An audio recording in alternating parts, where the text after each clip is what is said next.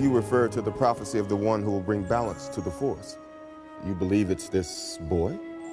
He can see things before they happen. He can help you. The Force is unusually strong with him. He was meant to help you. Anakin! Tell him to take off! Will I ever see you again? What does your heart tell you? Are you sure about this? Trusting our fate to a boy we hardly know? Anakin Skywalker, meet Obi-Wan Kenobi. I sense much fear in you. The boy is dangerous. They all sense it. Why can't you? Fear is the path to the dark side. Fear leads to anger. Anger leads to hate. Hate leads to suffering. Hello, listeners, and welcome to episode 36 of the DNA Film Wars podcast. Our first episode in our Star Wars Look Back series, where we will go back and review every Star Wars film, starting with The Phantom Menace, all the way through The Last Jedi, leading up to the release of Star Wars Episode 9, yet to be titled.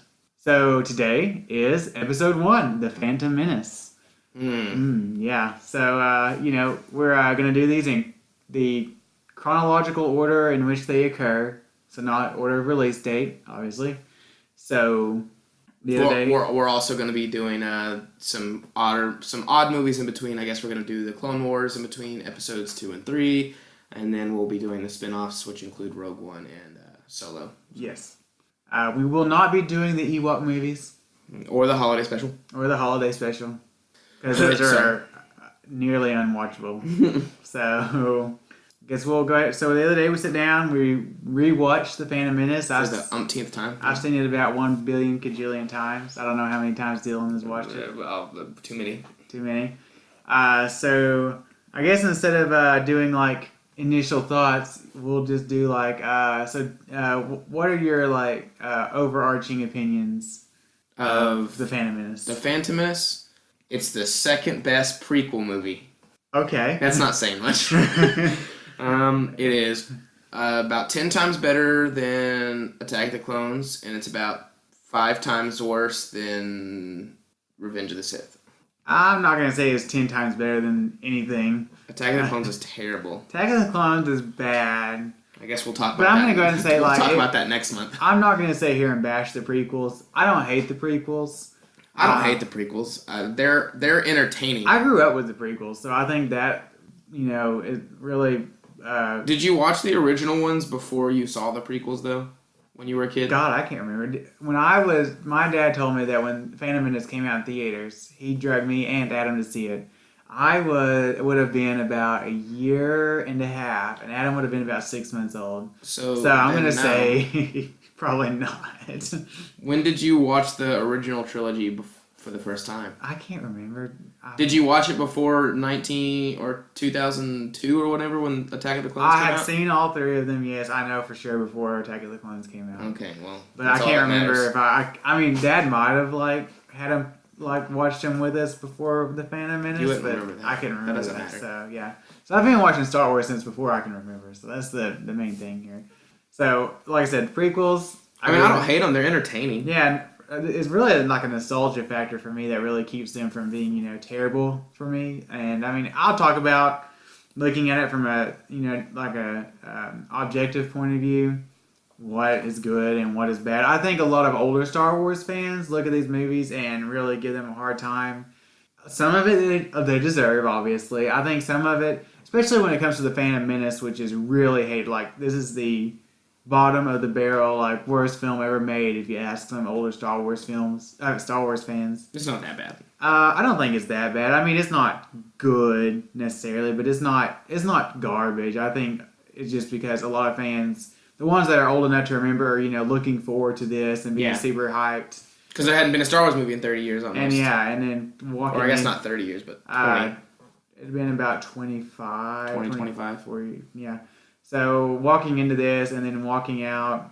Which, I mean, when this movie first came out, when most people first saw it, they were like, oh my god, that was amazing. There was some that Because there's a thing called Phantom Menacing that a lot of people say people were, crazy about it, and then they realized that it's actually terrible. Yeah. Or it's not terrible. I was listening to a podcast called Now Playing, and, the main host or whatever, he's a huge Star Wars fan. He said that when on opening weekend he went and saw this movie 8 times. And one of the other co-hosts asked him, which time did he start to realize it was a bad movie? He said around the 4th time. So, I mean, yeah, I can see that definitely happening. But I guess we'll just kind of do this just like our new, like we do our new reviews, just kind of walk through the plot. And I have a list here of, I made 3 columns as I watched it, and I listed things I like, things I don't like, and things that I'm kind of ambivalent about, but Just don't care. Other fans are really angry about it or really like it or something, one or the other. So I'll kind of talk about those as we walk through this movie. So let's start it off. So we get the opening crawl, and from the very beginning of this movie, you know that it's going to be different than the original trilogy, because the original trilogy crawls, I feel like, were really pretty straightforward and to the point. This one automatically has, like, starts talking about trade routes and taxation, and you're like, what? And you're like, that should be some foreshadowing to, like, what kind of the movie you're gonna get here. Long and convoluted. The entire prequel trilogy is a political drama. Especially the first one. Now, George Lucas, I mean, we'll kind of talk about how the process of him making these prequels, but yeah, this first film was totally George Lucas, unfiltered, doing whatever George wanted. You know, I think I skipped the directed by and starring portion, but it doesn't matter. We all know we know who directed, wrote, and starred in this movie. This is him totally unfiltered, nobody telling him no, doing whatever he wanted. In the second and third prequel... Which, I mean, I guess technically it's his production company, so he can do what he wants. He can do whatever he owns. The rights to Star Wars, he can do whatever he wants. But the second and third prequels, he did cave to fan pressure some. And we'll talk about where he did and where he didn't when we get there. But yeah, this is purely what George totally wanted, without 20th Century Fox telling him what to do, without anybody over him being able to tell him, George, no, that's stupid. So this is what we got. And so immediately we get through this crawl, and so the first scene is the Jedi, Obi-Wan Kenobi and his master Qui-Gon Jinn, played by Ewan McGregor and Liam Neeson. Go to this starship controlled by the Trade Federation. The Trade Federation has, in protest of taxation of trade routes, has put a blockade around this planet of Naboo. So the Supreme Chancellor has sent Obi-Wan and Qui-Gon to the Trade Federation starship to negotiate an end to this blockade or whatever.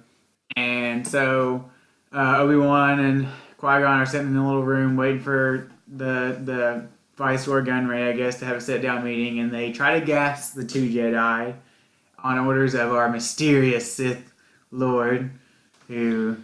we all know who it is. Everyone, so not. You know, I can't remember. Obviously, I can't remember if it was supposed to be a plot twist, like a real plot twist, who the Emperor turned out to be, or just supposed to know. Or if George was just that stupid. But, like, because you can clearly tell as soon as he starts speaking, like, oh. Well, yeah, as soon as, I mean, we don't know who Senator Palpatine is at that point. Now, actually, I do believe that in expanded universe novels, that the name Palpatine had already... Now, in the original trilogy, they never say the name Palpatine.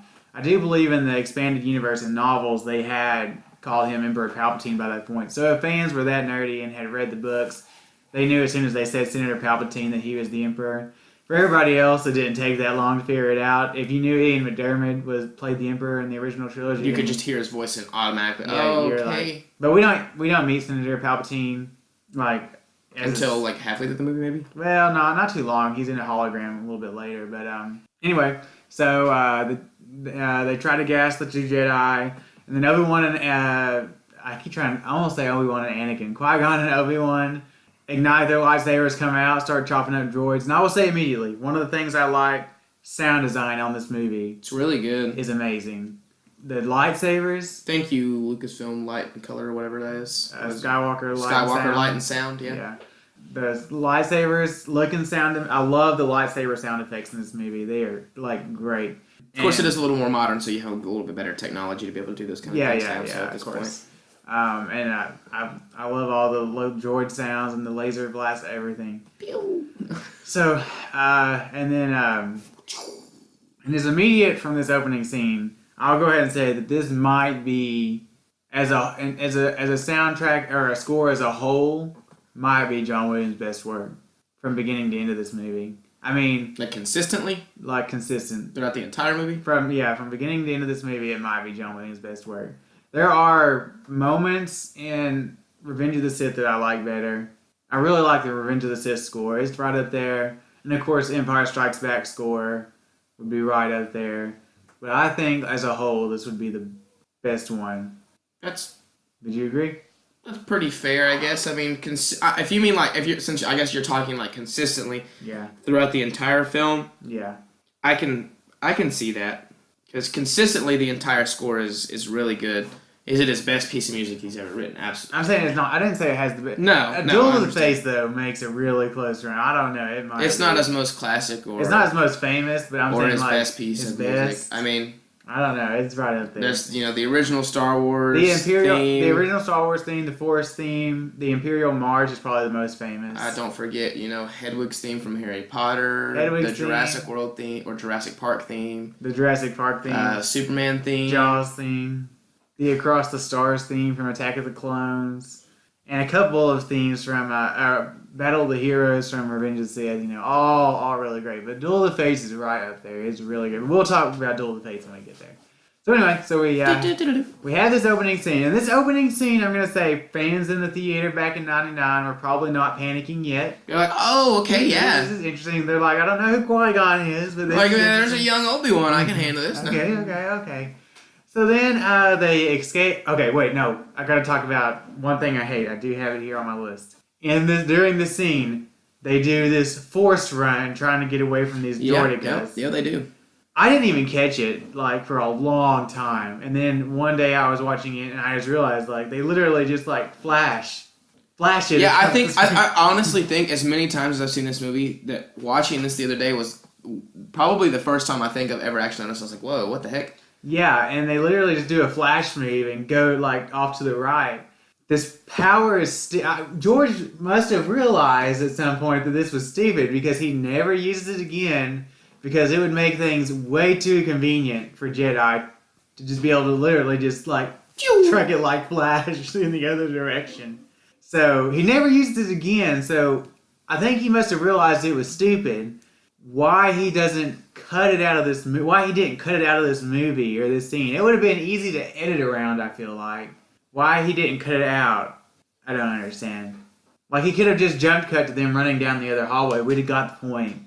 We didn't need to see them literally. He's George Lucas. Exactly. Oh man, I hate that. You don't understand how much I hate that. The only time they ever use it again, they use it in the Revenge of the Sith video game. And that's the only other time I remember ever using it. Oh my god. I don't even know. So, anyway. I think I remember doing that being able to force run in The Force Unleashed. The Force Unleashed, maybe, that you can force run too. But it's not even in both those video games, it's not like you do flash. You just go faster. It's not like you're pew, pew.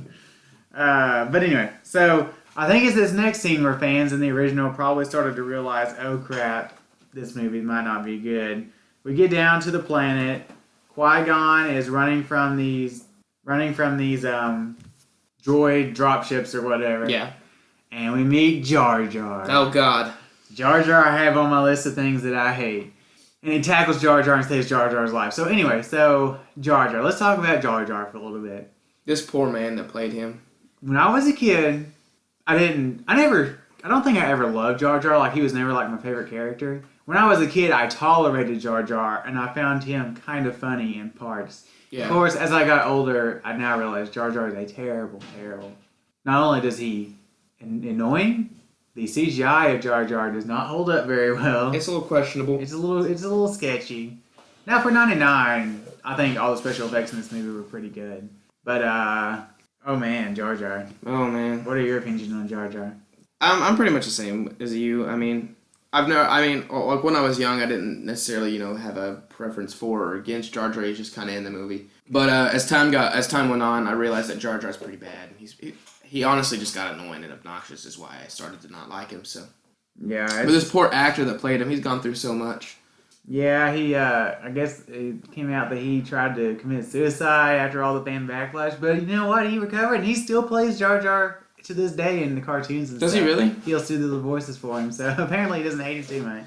What about, while we're on the subject of Jar Jar, what about the theory that since he was hated so much in the Phantom Menace, his true storyline was supposedly not drawn out of him being a Sith Lord? There's the fan theory that he was supposed to be that Darth George Jar Lucas Jar. is supposedly confirmed. And some people say that like the reason that Count Dooku was thrown into the second movie was because he just kind of took the role of Jar Jar.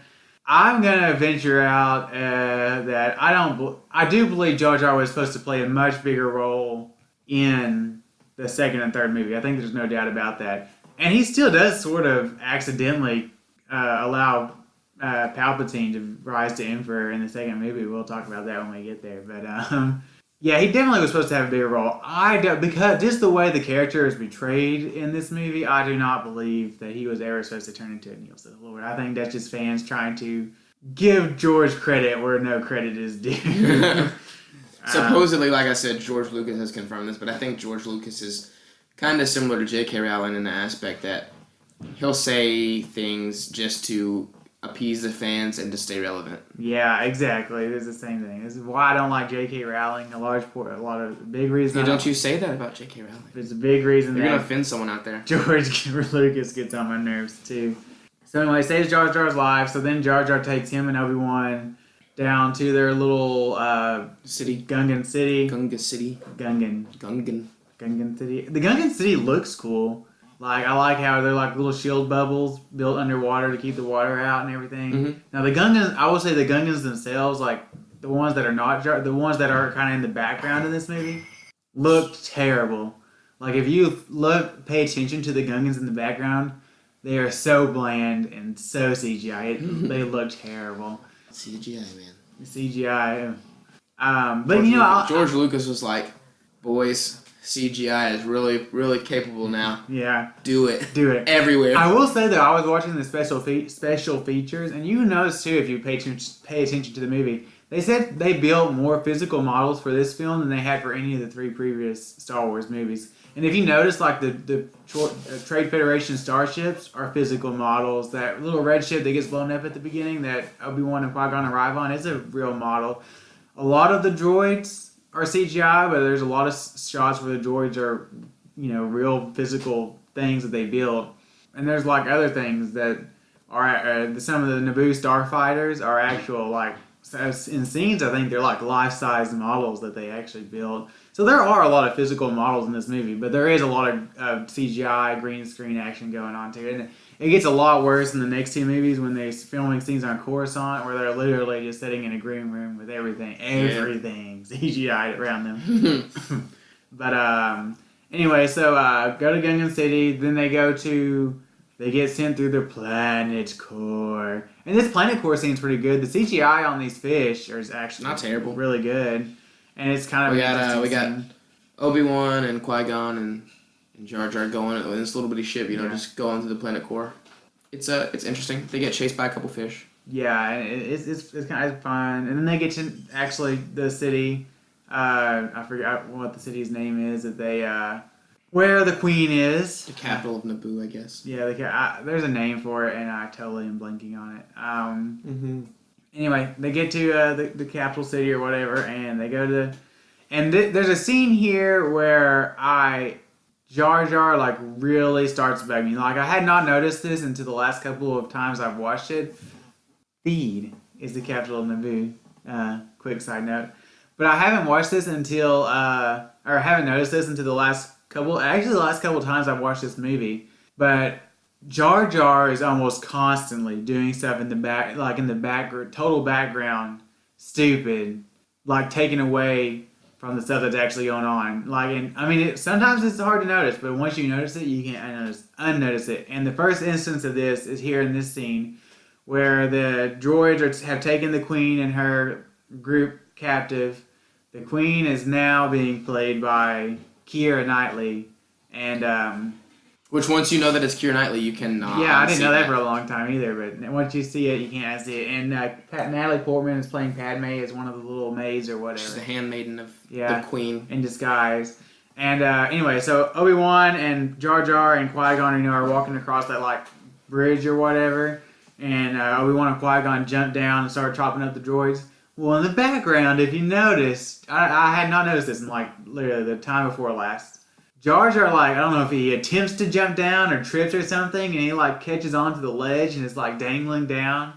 Jar Jar, I will point out some more scenes later, but he's constantly doing something in the background that's just so stupid. It's like George got obsessed with Jar Jar. And it's like Jar Jar has to be in every scene. And he's always like bumbling around or fumbling over something or tripping around or like messing with something and breaking something. Oh my god. Constantly. Anyway, so they rescue the Queen and they go and they have this fight with the droids in the hangar bay and they get a starship and they escape from Naboo. So that's pretty much the end of the first act of this movie is when they escape from Naboo. So then their hyperdrive is leaking because they got shot up during the escape attempt. So we land on But in the escape attempt we are reintroduced to R2-D2 who saves the ship. R2-D2 is here, yes. I do like R2-D2 in this movie. I kind of like how R2-D2 is introduced in this movie.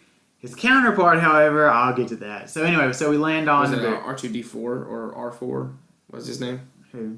No, his counterpart, C-3PO. Oh, I thought you were talking about the red droid. No, I'm talking about... Was that one R2? Is it it's an R2 unit too, isn't it?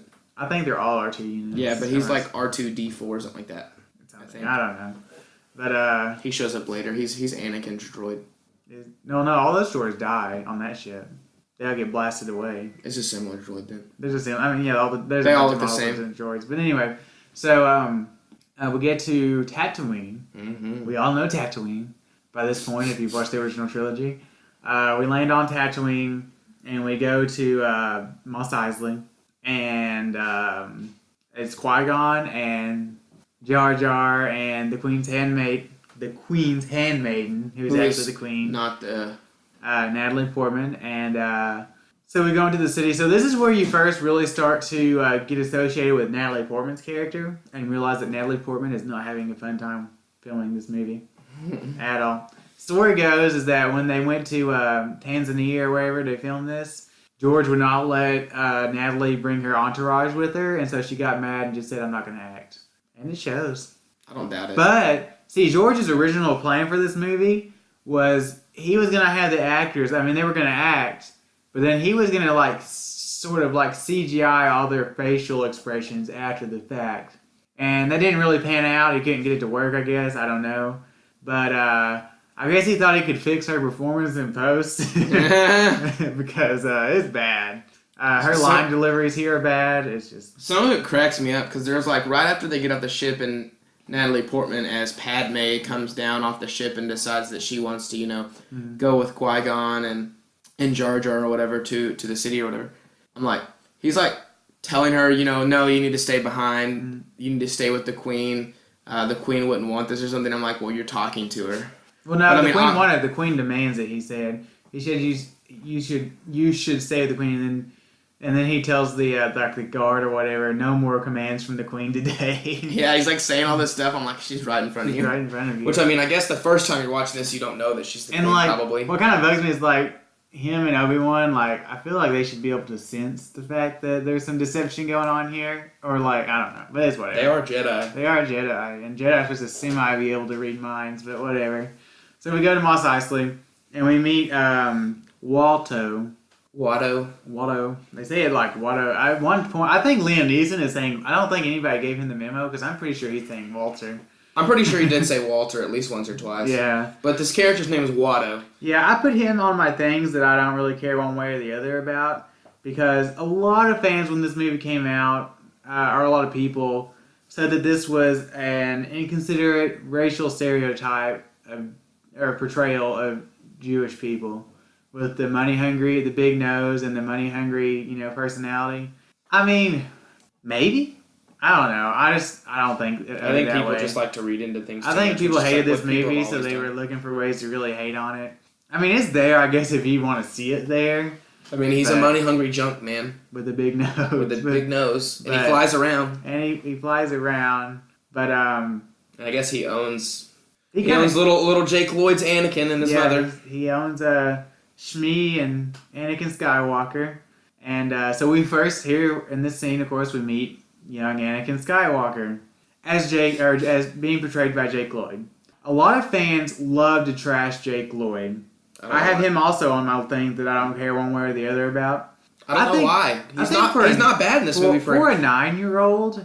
I mean, he's not like phenomenal, but for a 9-year-old, he's no Jacob Tremblay. He's no Jacob. Jacob Tremblay would have been the perfect young Anakin Skywalker, but too late for that. For a 9-year-old, he's fine. Maybe 40 years from now when they decide to remake these movies, because Hollywood is actually completely out of ideas. They can't ever remake Star Wars. Like I said, for a 9-year-old, he's fine. I mean, he's not not phenomenal, but he works. He's not terrible. He's a little annoying at points, but he works. I think fans love to hate on him because they hate this movie. He's not. No one in this movie, I'll go ahead and say it, no one in this movie is Hayden Christensening it up. Okay, so, I mean... Oh, Hayden Christensen. Jake Lloyd was, I think, a better Anakin than Hayden Christensen. For Hayden Christensen. But we meet Anakin. My name is Anakin. What does it say? I'm a person and my name is Anakin. If we didn't already know that. But all this stuff is like, Jar Jar's always, doing. He's in the background, bumbling around, stepping on like a droid or something. He stepped on poo, like at the beginning of the scene. Then he accidentally activates a droid, and it starts banging around, and Anakin's like, "Hit the nose," and he like taps it, and then so anyway, bumbling around, knocking stuff over, breaking stuff in the background. We meet Anakin's mother, Shmi. I like her in this movie. She doesn't do much, but I think she does a good job here as the mother. All this setup is so we can get to a scene that I really like in this movie, the pod racing scene. Yeah, I mean, obviously, in this past scene, that we've been talking about, the reason, obviously, we've already discussed that their hyperdrive is messed up, so they're in Naboo, or not in that, they're on Tatooine trying to, find these parts. So they make a deal with Watto about, if you give us the parts, if we win this race, you give us the parts or whatever, and then we'll be on our way. And if we lose, you get the ship. If you lose, you get the ship. Yeah. And then later they modify the bet, so if they win, they get the parts and Anakin. And he gets to keep the winning money. And he gets to keep the winnings. So it's a win-win for Walto, really. Watto. His name's Watto. It's W-A-L-T-O is how it's spelled. It's W-L-T-T-O. It's whatever. Waldo. Who cares what his name is? Yeah, who really cares, honestly. So anyway, this pod racing scene I really like. It's not bad. It's a fun, exciting scene. I liked it a lot when I was a kid. Yeah, when I was a kid, I really loved it. Anakin, his ship malfunction, or his little pod racer malfunctions at first. He gets it fixed. These are also, a lot of these are actual physical models too, and not CGI. I mean, CGI in scenes, obviously. Which we also get some more build up to this scene where we find out that Anakin is like the only human that can pod race, which is a big setup for the fact that he's got a high midichlorian count. Yeah, well, yeah, we already learned that he has a high midichlorian. Well, we haven't learned that yet. We haven't tested it, but he's tested it before this pod race. He didn't test it yet. Before the pod race, he did. Yeah, but we didn't find that out, I thought. No, he mentions that he's the only human that can pod race before he tests his midichlorian count. Yeah, and then he tests his midichlorian count and whatever. That's the first mention we hear of midichlorians. They don't explain them until later in the movie. I'll get to them when they explain them later in the movie. But yeah, and Anakin is and then we find out that Anakin is like he's conceived by the Force. He doesn't have a virgin birth, I guess, basically. Yeah, so he's like Jesus. Like Jesus. A little heavy on the symbolism there, little George. But I mean, it's a neat idea, I guess. So anyway, we get to the pod race. Pod race is fun. It goes back and forth. Anakin has some, I think they go a little overboard on Anakin having ship troubles because his little pod racer malfunctions like three times. But, it's fun. Anakin, of course, wins. Yeah, what are the 3 times? So at first, it won't start. The second, one of his little things in the front comes off because... Yeah, well, no, not because of what is his name? I want to say Greedo, but it's not Greedo. It's oh my god, what is it? Does it matter? The little weird guy that walks on his hands. He messed with his ship. Well, that's not to the last one. The second one is where the thing connecting the engine pops off, and that's what I'm talking about. Yeah, but that wasn't because of what the other guy did. That's not. The last thing that is when that little thing, he broke that thing and Yeah. it comes off, and then one of them catches on fire, and then he has to put the fire He has to out. like divert power from one Yeah. pod thing to the other, and then Sebulba. That's his name. Sebulba, yeah, and then he has to redistribute it, and then refire his engine or whatever. And Yeah. So it does literally three times it screws up. But we get to the end of the race. He wins. Little Annie wins. Little Annie wins. So they get the parts for their ship. We do see a cameo by Jabba the Hutt. He's like the one that starts the race by spitting the little thing on the bell. Mm-hmm. It's a much better looking Jabba than that redone CGI scene in A New Hope. but anyway, so we do all that. So then we get off. During all this has been going on, Lord Sidious has sent Darth Maul to be looking for the Queen. Darth Maul has found them. So as they're going to leave, They're getting to the ship, and then boom, Darth Maul shows up. Darth Maul shows up, and So he we have only our first activates interaction. one blade of his lightsaber, and he has a quick duel with Qui-Gon. Qui-Gon It's escapes. pretty legit. Pretty legit. Qui-Gon escapes. While we're speaking of Darth Maul, let's go ahead and talk about his makeup and stuff. Darth Maul, I have him on things that I love Darth Maul. Darth Maul's great. He's the best part of this movie.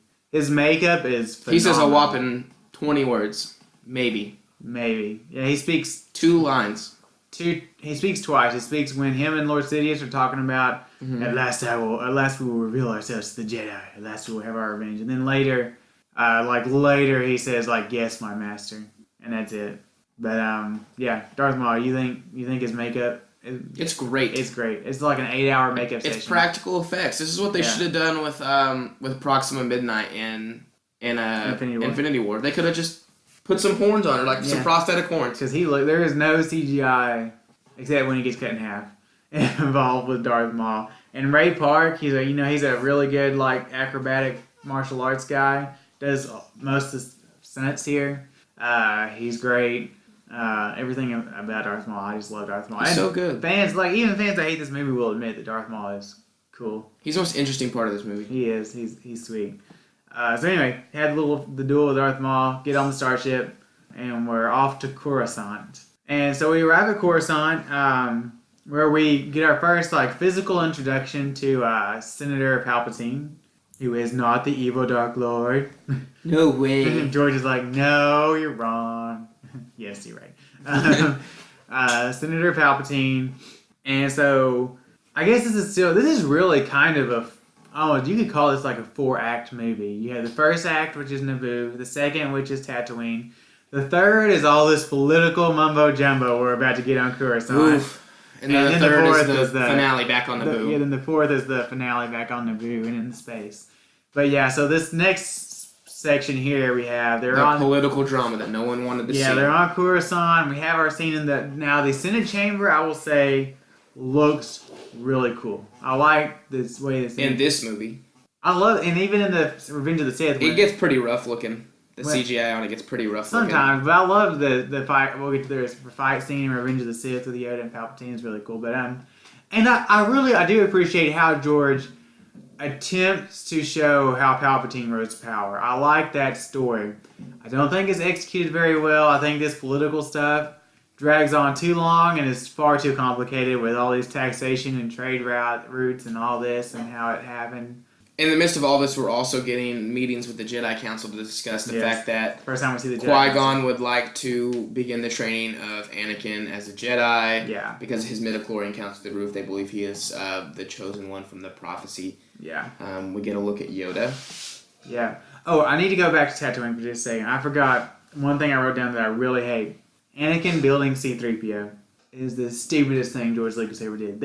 First of all, there is no even hint of recognition between either one of them in the original trilogy. And it just, fans complain that the prequel trilogy shrunk the world of Star Wars, made it feel too small. And a lot of it I disagree with, a lot of their arguments, but this one is the one that I will totally agree with. It is stupid. It's totally unnecessary. There are literally protocol droids that look just like C-3PO everywhere, so he would come off an assembly line. He wouldn't be built by some kid on Tatooine. It's stupid. It's stupid. Fast forwarding back to Coruscant. We meet Mace Windu. We meet Samuel L. Jackson as Mace Windu. He doesn't play a big part in this movie. He comes to play a lot bigger parts in the next two. Yoda. I do want to talk about Yoda. Now, we watched the Blu-ray version where Yeah. Lucasfilm had fixed this puppet Yoda with a CGI Yoda. But that puppet Yoda that was originally in it looked terrible. Oh, it was so terrible. But they fixed it in the Blu-ray edition if you've seen it. As a CGI Yoda. CGI Yoda is a little rough, but he looks a lot better than puppet. So we had the council meeting, and they tell him he can't train. He cannot train him. One of their reasonings is because he's too old. He's too old to start his Jedi training. And then Qui-Gon's like, I'll take him as my own Padawan. And they're like, you already have one. And they're like, well, Obi-Wan. And he's like, well, Obi-Wan's ready to become a Jedi Master or whatever. For the trials. And they're like, no. He's like, no. And this is not the time. The Amidala is returning to Naboo or whatever. But anyway, so also, I'll intercut with this. We had this scene, a big, important scene in the saga, I guess, is the Senate scene where Palpatine is like influencing her and tells her to go for a vote of no confidence and for Chancellor Valorum. So yada yada yada. Palpatine, they have an election for Chancellor and Palpatine wins, so he's now Supreme Chancellor. One step closer, we're getting there. He's one step closer to being evil. He's one step closer to being evil, and he tries to convince Amidala that she needs to stay at Coruscant, but she's like, no, I gotta go help my people. She's like, Jar Jar, I have an idea, and so anyway, what I would call the third act of this movie really ends right here, and we get into what I would consider the fourth act of this movie. But this movie is running along. The runtime of this movie runs, I think most of this Coruscant stuff right here. That's where the movie starts to drag. Could have been cut out. So I think a good 15, 20 minutes of this movie could have been cut out. But I do like Ian McDiarmid as Senator Palpatine. He doesn't look like he aged at all, probably. Well, they put a lot of makeup on him for Return of the Jedi, but that's fair. He's really good at menacing, I think, in this role, even if I don't like most of the plot surrounding his rise to power or whatever. Yeah, so we get to... Oh, I haven't talked about Liam Neeson, like how I feel. How do you feel about Liam Neeson in this movie? Like his acting? I don't have a problem with Liam Neeson. I mean, he's Liam Neeson. Yeah, he's not great, but he's not terrible. What about the character? I like the character of Qui-Gon. Qui-Gon, I feel for Qui-Gon, especially toward the end of the movie. I care about his character. It was really heartfelt when he dies, but we'll get to that. Yeah, a lot of fans do not like the character of Qui-Gon because of the line in The Empire Strikes Back where Obi-Wan tells Luke, I'm sending you to Dagobah to meet Yoda, the Jedi Master who trained me. So I guess a lot of fans got upset because they just assumed that Yoda trained Obi-Wan 101. But I like this idea that George has here, that Yoda's like the overseer of the Jedi Order. I'm trying to think of that word. He's like the overseer of the Jedi Order, and Qui-Gon is like just like Obi-Wan specific master or whatever. Yeah. I like that concept. It doesn't bother me. I think again. Oh, and during this third act or this Coruscant sequence, we also get Liam Neeson's or Qui-Gon Jinn's explanation of midichlorians. A lot of fans got riled up about midichlorians. But here's my thing about midichlorians. So basically, all he says about midichlorians is that they help us communicate. They're little microscopic organisms that help us live in your cells, communicate with the Force. And the fans' biggest argument against this is like they like the original trilogy because they say that it kind of portrayed it like anybody can have the Force if you try hard enough or whatever. I disagree with that. Like even in the original trilogy, it is heavily implied that the Force is genetic.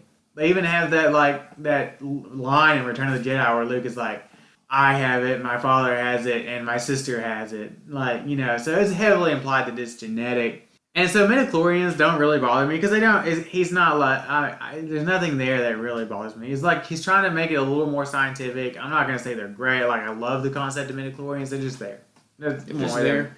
I mean, I don't know. But, so anyway, now we get to Naboo. Back to Naboo. And we're going to have... literally, as soon as we land on Naboo, we get the beginning of the best piece of music in the entire movie, which is the Duel of Fates. Because it pretty much starts playing as soon as they land, and we hear... Da-da-da-da-da. Yeah, and so we're going to have... So good. 4 big fights here at the end. Yep. All going on at the same time. We have the Gungans fighting the Droid army. Yep. We have Some Obi-Wan... stupid crap with Jar Jar happens. Yeah. We have Obi-Wan and Qui-Gon fighting Darth Maul. We have... Padme and her group trying to infiltrate the throne room with Viceroy Gunray, and we had then the we have fight in little space. Anakin who ends up in a starship and ends up in space. Yeah. So I guess let's just kind of break down these fights. So obviously the one that's least fun and stupid is the Gungan fight, because Jar Jar is just Jar Jar being it up. stupid. I mean, parts of it are kind of cool with the droid army marching with the shields that the Gungans have, like, you know, coming down all around them are really cool. And the little handheld shields they have are pretty, and the blue balls that are electrified or whatever. Bomba. The booba. I don't Whatever. know. I think he's saying blue ball, but he's saying like in a Gungan accent, so it's a booba. But I thought he said a boomba, which is basically like bomba, which I think is Spanish for bomb.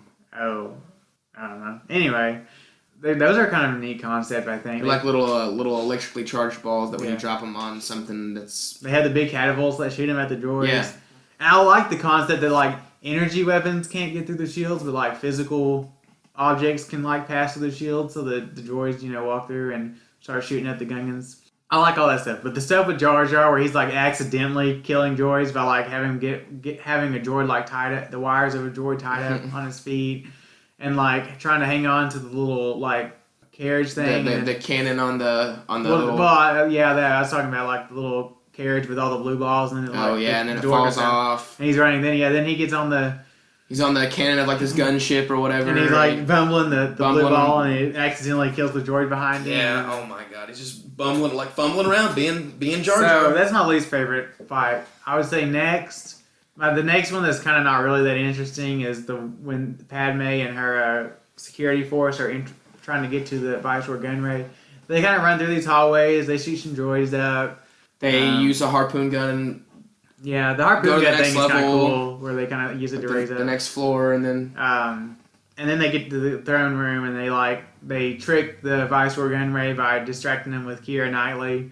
And then she knows that there's these little guns hidden in the actual like throne seat and in the panel, and she opens it up, and they get the Viceroy, and it's whatever. It is what it is. I can take it or leave it. And then we got little Annie's battle in space. It's the second most interesting.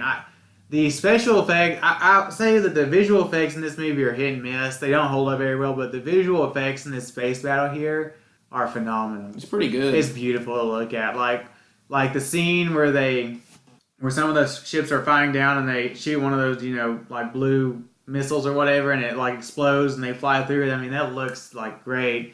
The starfighters running from the vulture droids, all that. I really love it. And of course, Anakin... So Annie makes a mistake and ends up pressing a bunch of buttons in this little fighter ship, and he gets out into space. Where he ends up finding a way. I think R2's with him actually. Yeah, R2's with him, and he finds a way for R2 finds a way to take it out of autopilot mode, so he can doesn't get killed. Yeah, and so he's fighting. He's running from the vulture droids and running around shooting some stuff. He ends up getting shot, and he flies into the hangar. Flies into the hangar starship, and he loses power, gets surrounded by droids, but then he gets power back.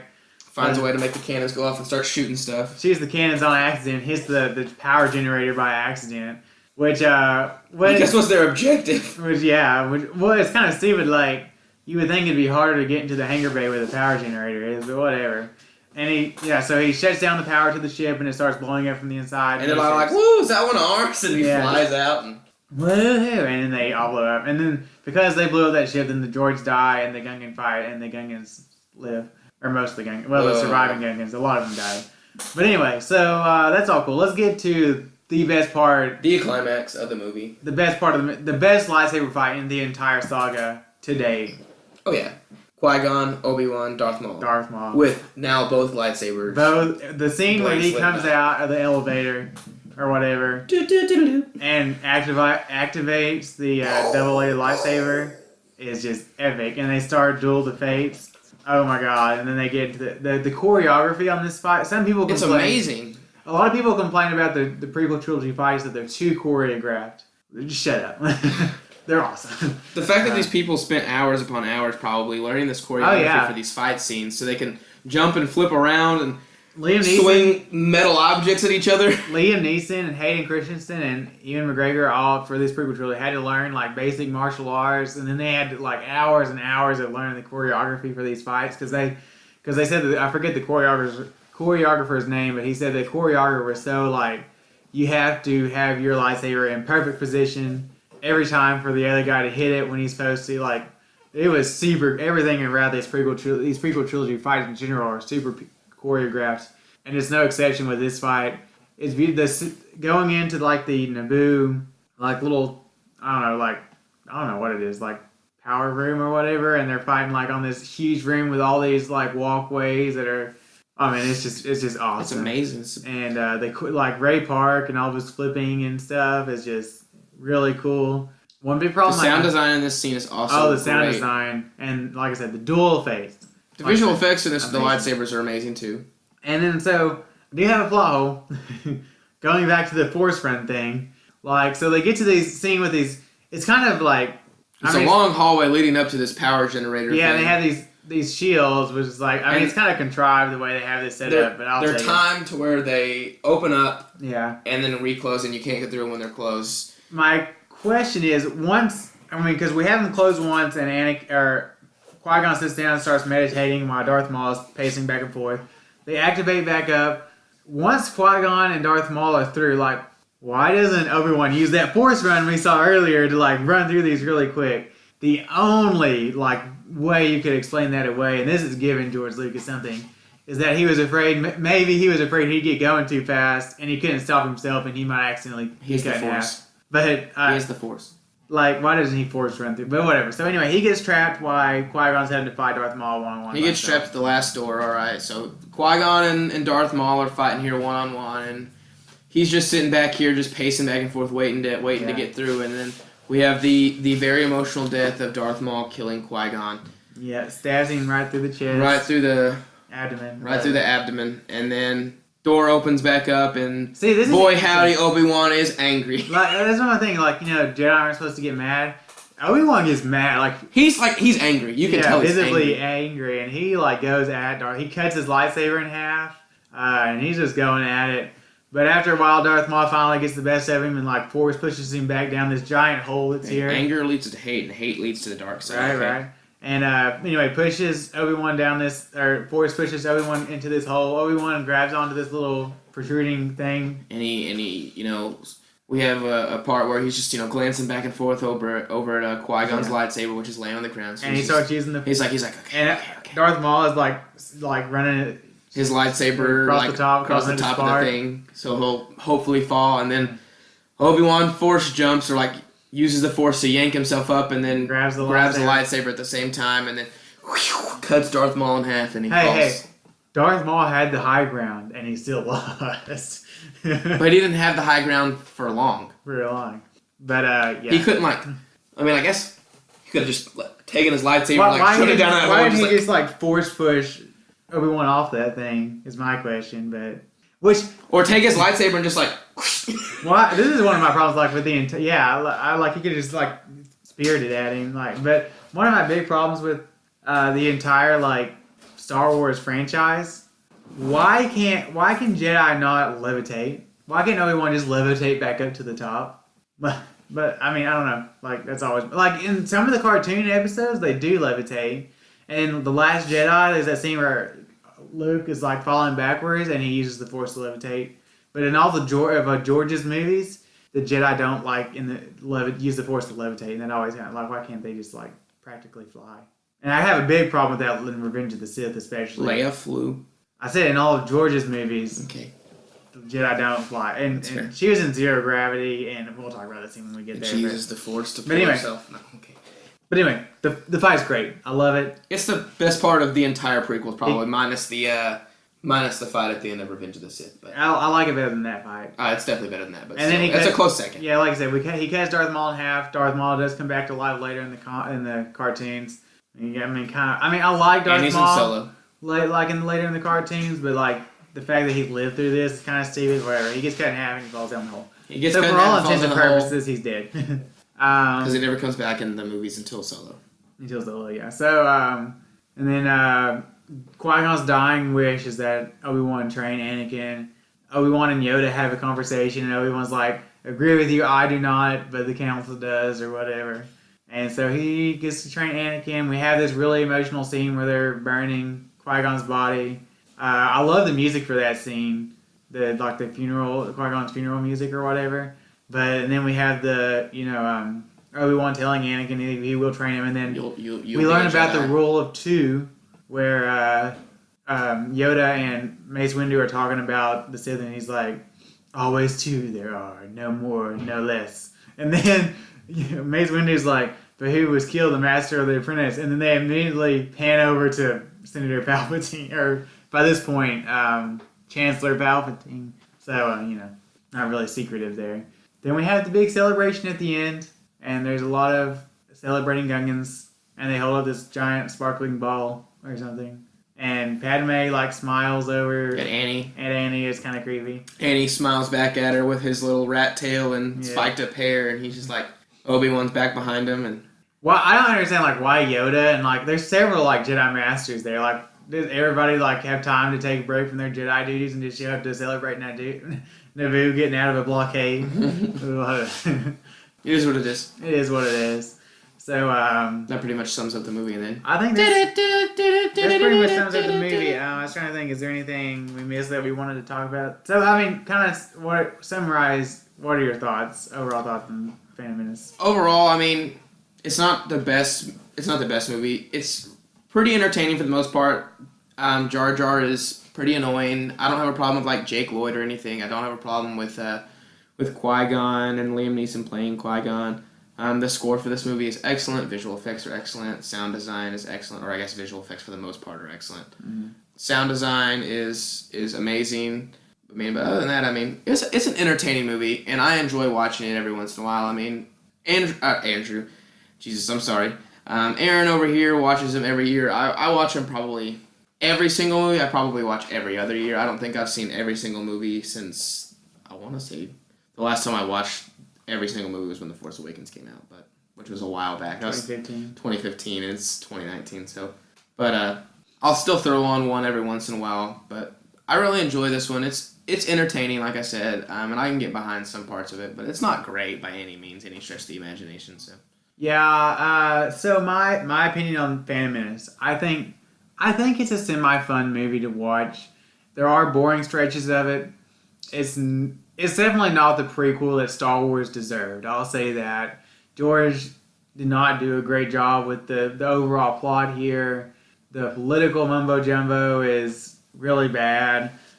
Some of the performances are pretty bad. Natalie Portman looking at you. And then some other performances are really mediocre, like Jake Lloyd and Liam Neeson. I feel like Ewan McGregor is really good. He's really good in the prequel trilogy throughout. Ian McDermott is really good. Anthony Daniels returning as C-3PO is really good. And Frank Oz as Yoda is really good. Mace Windu doesn't do much in this movie, but it's just Samuel L. Jackson. What are you going to say? You can't complain. I guess you can, but... You can, but I'm not going to. So, the performances in this movie don't bother me at all. Actually, I take it. Some of the performances don't bother me. Some of them do. Jar Jar. But the visual effects, like I said, hit and miss. But there are some great moments in this movie. Like I said, the lightsaber duel is the best in the franchise. John Williams' score is one of the best, if not the best overall from beginning to end, I would say. So, did you give a star ranking? I did not. Why don't you give your star ranking first? For entertainment value alone, I think I'm going to give this one right at 3. 3 lightsabers. 3 lightsabers? I guess. I don't know. I'm going to give it 3 stars. I don't know. 3 stars. I was going to give it 3 double-bladed lightsabers. Okay. But 3 stars. I think that's about right for this movie. It's about what it deserves. It's middle of the road. It's middle of the road. So, thank you for joining us on our first episode of our Star Wars Look Back. Next month we will be doing Attack of the Clones, so look out for that. Yeah, so is there anything else we needed to add, really? Upcoming films, Glass will be our next released episode. We have Serenity on the schedule for the following week. Don't know. We might do something else. We're getting a lot of stuff this weekend at the movie, so. Yeah, we'll see what we got. Some options. So Serenity is not a sure bet, that's for sure. But anyway, it's been a fun time talking about Star Wars. Yeah, I enjoy Star Wars. I it's a fun love time. Star Wars, obviously. So, as always, go ahead and plug those social medias. Oh, We are yeah. up on Facebook, Instagram, and Twitter. We're at DNA Film Wars, all lowercase, no space on all those platforms. So, go ahead and give us a like or a follow, and be sure to tell your friends about us so they can give us a like or a follow too. yeah, and if you have any specific questions and or comments, you can always contact us at dnafilmwars@gmail.com. We are up on all major podcatching services. Please feel free to leave us a review. Yep, we're also up on YouTube with our audio files, so if you don't listen to one of those podcatching services, you can find us there. Yep, so as always, I'm Aaron. I'm Dylan. And we will see you next time.